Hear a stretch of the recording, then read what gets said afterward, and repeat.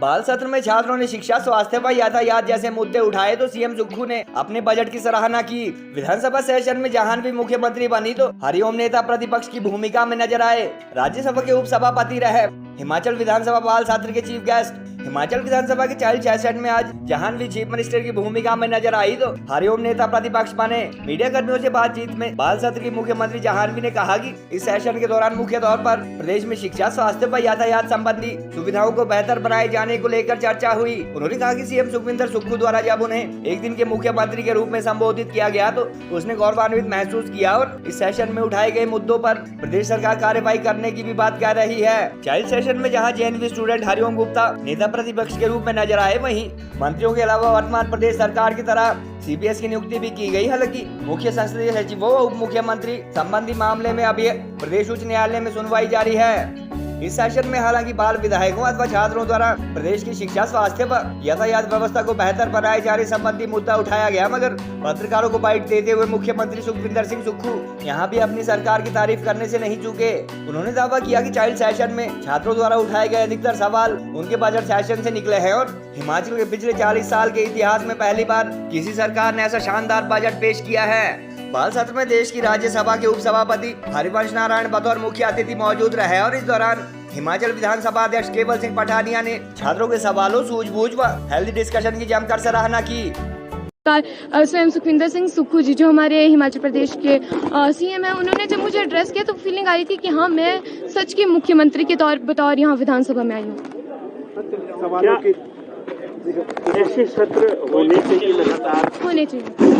ये बच्चों को मौका देते हैं अपनी बात रखने का और जिस प्रकार स्वयं सीएम साहब ने कहा कि इससे बच्चे अपनी बात रख पाते हैं और इससे बहुत कुछ नेताओं को सीखने को मिला और हम वो बात, मुद्दे रख पाएंगे जो बच्चों के मन में आते हैं। अक्सर जिस प्रकार सीएम साहब ने खुद कहा कि पेरेंट्स कहते हैं तो अभी तुम्हारी उम्र नहीं है इन चीजों का काम करने की, आने वाले समय में करिएगा, पर इस मौके ने हमें ये बताया कि हाँ, बच्चों के भी कुछ मुद्दे होते हैं और ये मुद्दे कितने जरूरी हैं समाज के सामने आना। जानवी, आपको खुद जो है वो अपना मंत्री जो बनाए, आपने खुद उसको चुनने का मौका मिला था? नहीं, क्या आधार बनाया गया आपने? नहीं, वो डिजिटल बाल मेला नहीं किया यूं कि बच्चों ने अपने अपने वीडियो डाले जिन्होंने स्वास्थ्य मंत्री की दावेदारी की, जिसकी भी दावेदारी, और हमारे जितने भी मंत्री जो चुने गए थे उनके वोट के आधार पर बच्चे आगे चुने गए थे। क्या लगता है आपको अभी किस चीज की नीड है, किस चीज की नीड है हिमाचल प्रदेश? शिक्षा और स्वास्थ्य, मैंने कहा था, उसी के साथ ट्रांसपोर्टेशन की भी प्रॉब्लम्स है यहाँ पर बहुत सारी।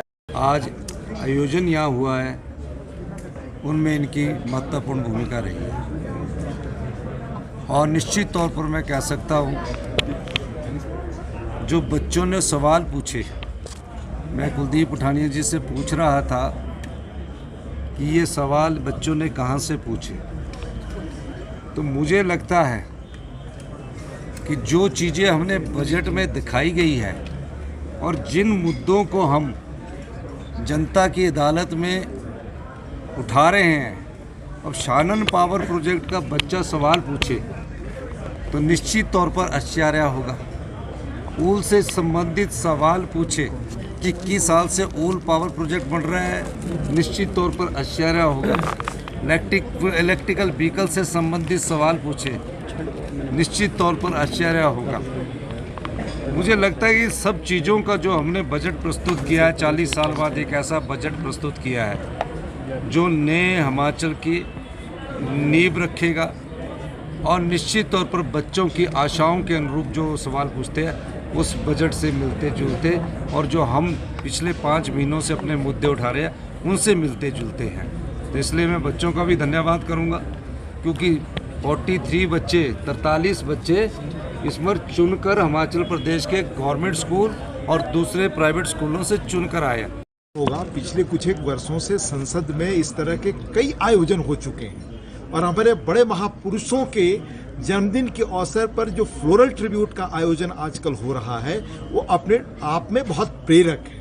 बल्कि फ्लोरल ट्रिब्यूट एक तरह से वो रस्म अदायगी की तरह रिचुअल बन गया था।